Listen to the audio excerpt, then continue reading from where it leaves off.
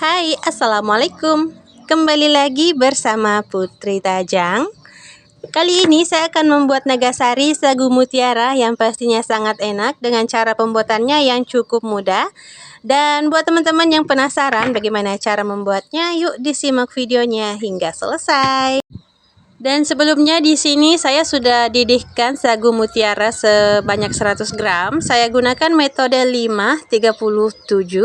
Jadi pertama kita rebus sagunya itu 5 menit, kemudian kita diamkan 30 menit. Setelah itu kita masak kembali hingga 7 menit dan akhirnya matang. Ini dia hasilnya. Ini langsung saja akan kita tiriskan. Lanjut di sini saya siramkan dengan air matang biasa ya, teman-teman. Nah, ini bertujuan agar sagunya ini tidak lengket satu sama lain ya. Dan jika sudah, ini dia hasilnya. Nah, di tahap ini saya ingin memberikannya dengan beberapa tetes pewarna merah.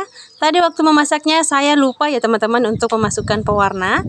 Ini agar warnanya itu lebih rata lagi dan lebih cantik ya. Ini dia hasilnya. Dan ini boleh kita sisihkan terlebih dahulu. Kita lanjut ke bahan yang lainnya. Nah, di sini saya sudah siapkan wajan. Selanjutnya kita masukkan 100 gram beras putih. Di sini saya pakai merek Rose Brand. 150 gram gula pasir. Selanjutnya saya tambahkan juga dengan setengah sendok teh garam, setengah sendok teh vanili bubuk. Dan kalau sudah, selanjutnya boleh kita masukkan santannya. Atau teman-teman boleh pakai santan instan ya, tinggal ditambahkan dengan air sampai batas 500 ml. Ini mau lanjut kita aduk-aduk rata terlebih dahulu, pastikan tidak ada bahan ataupun tepung yang menggerindil ya. Jika sudah, selanjutnya ini sudah bisa kita masak. Kita akan pindahkan ke atas kompor ya. Nah, saat memasak adonan ini gunakan api sedang saja sambil terus diaduk seperti ini. Kita masak adonan ini sampai menggumpal ya, seperti ini. Nah, selanjutnya di sini boleh kita masukkan sagu mutiara yang sudah kita masak sebelumnya.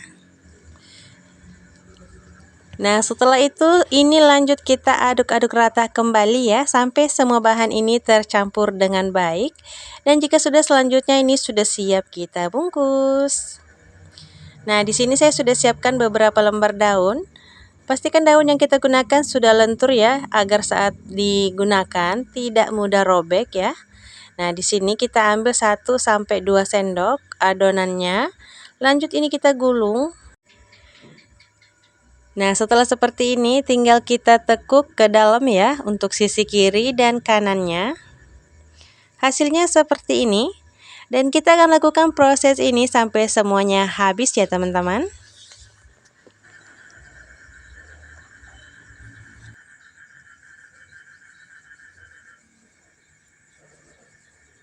Nah, di sini saya dapat 14 bungkus ya, seperti ini hasilnya.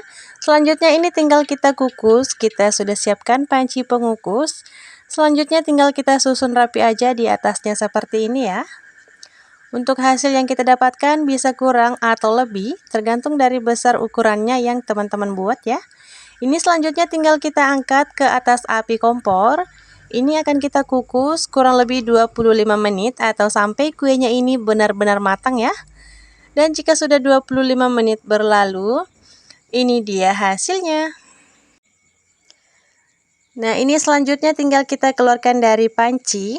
Untuk bentuk yang kurang bagus bisa teman-teman perbaiki di saat masih hangat ya. Caranya cukup mudah, tinggal kita buka kembali bungkusannya, selanjutnya tinggal kita rapi-rapikan. Dan kalau sudah, selanjutnya ini tinggal kita tunggu sampai uap panasnya sudah benar-benar hilang. Dan jika sudah dingin seperti ini dalam keadaan suhu ruang, ini kuenya akan jauh lebih mulus ya teman-teman. Nah, ini dia nagasari sagu mutiaranya sudah jadi. Pastinya ini sangat enak, cara buatnya mudah dengan bahan sederhana. Nah, buat teman-teman di rumah jangan lupa cobain resepnya ya. Dan sekarang kita lanjut ke resep yang kedua.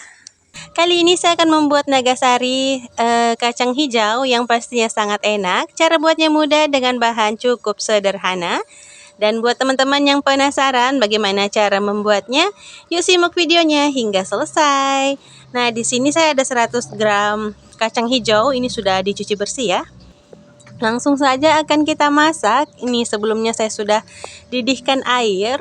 Nah, karena sebelumnya untuk kacang hijaunya ini tidak saya rendam terlebih dahulu ya, langsung saja kita masak. Nah, ini mau saya masak sampai kacang hijaunya ini benar-benar matang dan empuk ya, seperti ini hasilnya. Jadi kalau teman-teman ingin perebusannya itu tidak makan waktu cukup lama, teman-teman boleh rendam terlebih dahulu ya untuk kacang hijaunya. Sekarang kita langsung saja ya lanjut membuat adonannya. Di sini ada 250 gram tepung beras. Lalu saya tambahkan juga dengan 3 sendok makan tepung tapioka. Nah, untuk jelasnya nanti teman-teman boleh cek di kolom deskripsi ya untuk bahannya. Nah, di sini juga saya pakai 200 gram gula pasir. Untuk gulanya yang tidak suka terlalu manis boleh dikurangin ya. Di sini saya tambahkan juga dengan setengah sendok teh garam, 1 sendok teh vanili bubuk. Lanjut ini akan kita aduk-aduk rata terlebih dahulu. Pastikan bahannya ini tercampur dengan baik ya teman-teman. Dan kalau sudah dirasa cukup, selanjutnya boleh kita masukkan 800 ml santan segar. Atau teman-teman boleh pakai santan instan. Cukup ditambah dengan air ya, sampai batasnya 800 ml. Nah, ini kita aduk-aduk rata terlebih dahulu sebelum memasaknya ya. Nah, ini api kompornya sudah saya nyalakan. Ini akan kita aduk-aduk rata, kita masak sampai menggumpal ya teman-teman.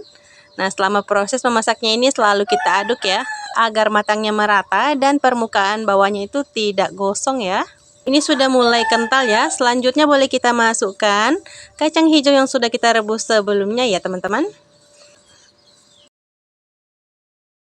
Nah, oke, sepertinya ini sudah cukup ya. Selanjutnya boleh kita pindahkan ke wadah yang lain. Ini mau saya matikan api kompornya. Dan ini dia hasilnya ya teman-teman. Di sini saya sudah siapkan juga beberapa lembar daun. Pastikan daun yang kita gunakan sudah lentur ya. Ini sudah saya panaskan di atas api kompor. Atau teman-teman boleh jemur terlebih dahulu agar pada saat digunakan itu lentur dan tidak mudah robek ya teman-teman. Nah, di sini saya sudah melakukan proses pembungkusan. Kita ambil secukupnya adonan. Lanjut ini tinggal kita gulung aja ya. Cara bungkusnya itu cukup mudah.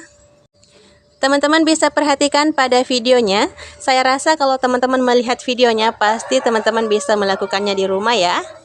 Nah, ini kita tinggal tekuk sedikit ya. Lanjut kita lipat sisi kiri dan kanannya. Nah, untuk sisi sebelahnya juga ini kita tekuk sedikit. Seperti ini ya caranya. Nah, ini tinggal kita rapi-rapikan aja. Dan ini dia hasilnya. Nah, kita akan lakukan proses ini sampai adonannya habis ya teman-teman. Untuk mempersingkat waktu di sini untuk proses membungkusnya akan saya skip aja ya. Kita langsung saja ke adonan yang sudah dibungkus. Seperti ini ya hasilnya. Nah, di sini saya dapat 14 bungkus. Yang ukuran per bungkusnya itu seperti ini. Untuk hasil yang kita dapatkan bisa kurang atau lebih, tergantung dari besar ukurannya yang kita buat ya teman-teman. Nah, ini akan kita tutup terlebih dahulu ya untuk pancinya.